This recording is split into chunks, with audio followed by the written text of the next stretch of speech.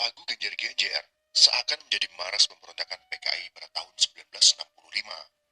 Akibatnya, pencipta lagu Genjer-Genjer ditangkap oleh CPM atau Korps Polisi Militer karena dinilai sebagai anggota PKI. Pada pemberontakan tahun 1965, PKI menargetkan para petinggi Angkatan Darat yang berseberangan dengan agenda PKI karena Angkatan Darat adalah pasukan yang menghentikan pemberontakan pada tahun 1948. Maka dari itu, Genjer-Genjer dipelesetkan menjadi jenderal-jenderal. Sebelum lagu Genjer-Genjer menjadi identik dengan lagu PKI, terdapat yel-yel yang lebih dahulu diteriakan daripada lagu Genjer-Genjer. Pada pemberontakan PKI tahun 1948, yel-yel yang paling terkenal adalah Pondok Bobrok, Langgar Bubar, Santri Mati.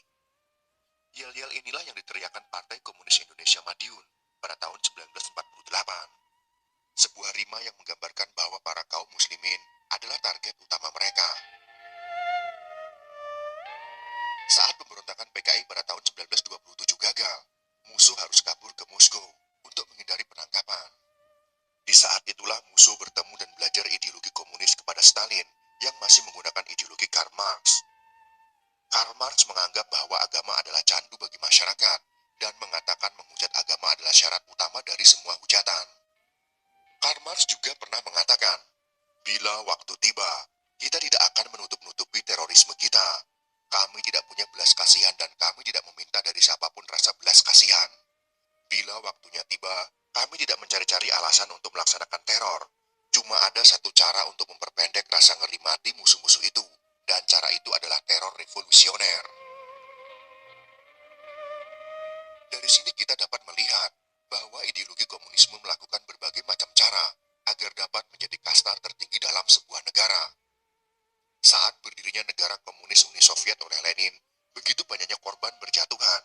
Bahkan Lenin mengatakan, saya suka mendengarkan musik yang merdu, tetapi di tengah-tengah revolusi sekarang ini, yang perlu adalah membelah tengkorak, menjalankan keganasan, dan berjalan dalam lautan darah.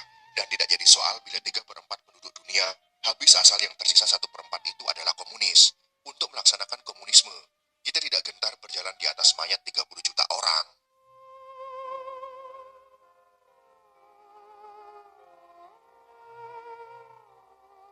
Ideologi inilah yang dipelajari oleh musuh selama berada di Uni Soviet. Setelah situasi cukup tenang di Indonesia, musuh kembali ke Indonesia dengan membawa ajaran Karl Marx yang menganggap agama adalah musuh utama.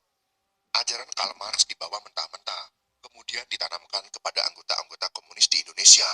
Sejak tanggal 18 September 1948, musuh mulai memproklamirkan negara Soviet Indonesia di Madiun. Mereka melakukan pemberontakan dan pembantaian di sekitar Madiun.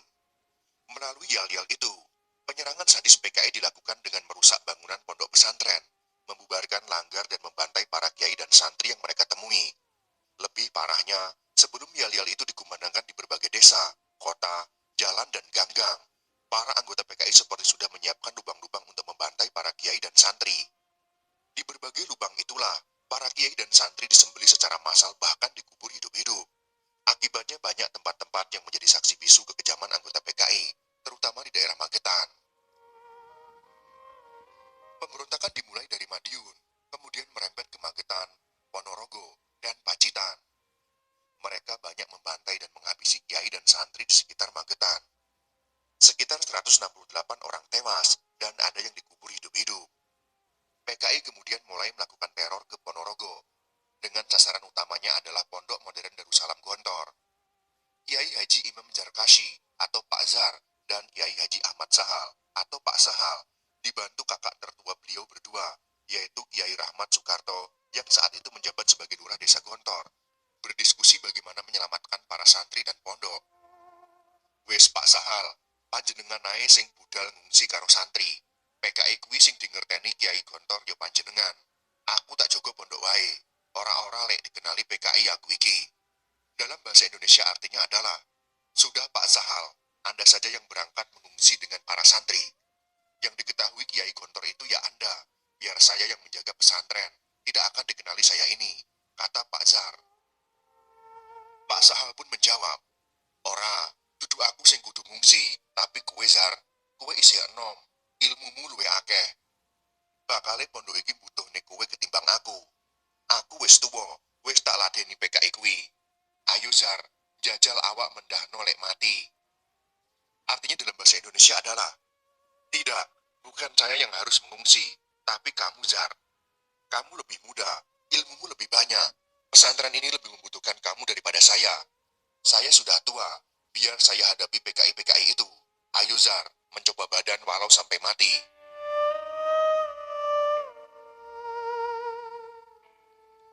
Akhirnya diputuskanlah bahwa beliau berdua pergi mengungsi dengan para santri.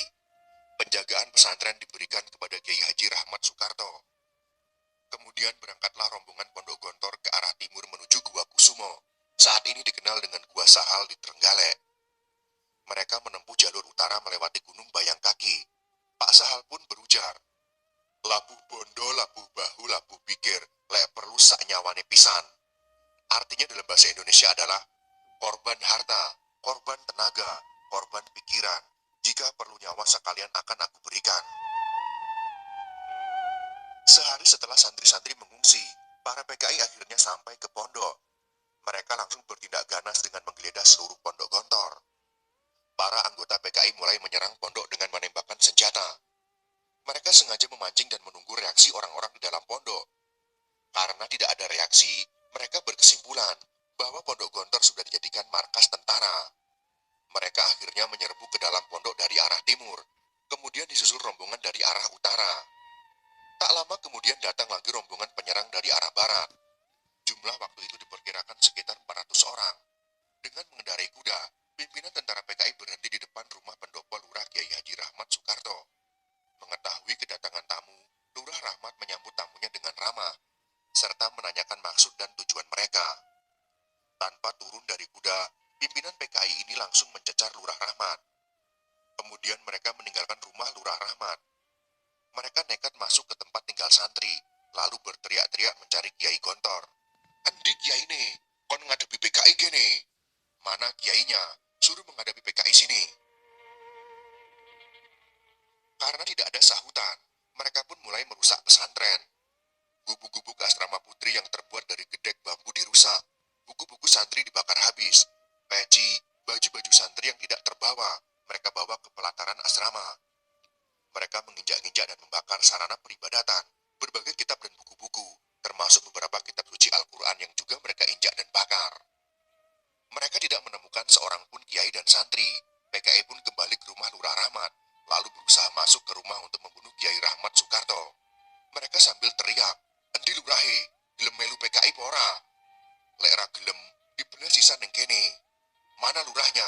Mau ikut PKI apa tidak? Kalau tidak mau masuk anggota PKI, kita sembelih sekalian di sini. Namun sebelum mereka bisa masuk ke rumah Lurah Rahmat, datanglah Laskar Hizbullah dan pasukan Siliwangi. Pasukan itu dipimpin oleh Kiai Haji Yusuf Hasim, putra bungsu Kiai Haji Hashim Asy'ari. Pasukan PKI itu akhirnya lari tunggang langgang karena serbuan itu. Para anggota PKI membiarkan pondok modern Darussalam Gontor dalam keadaan porak-poranda.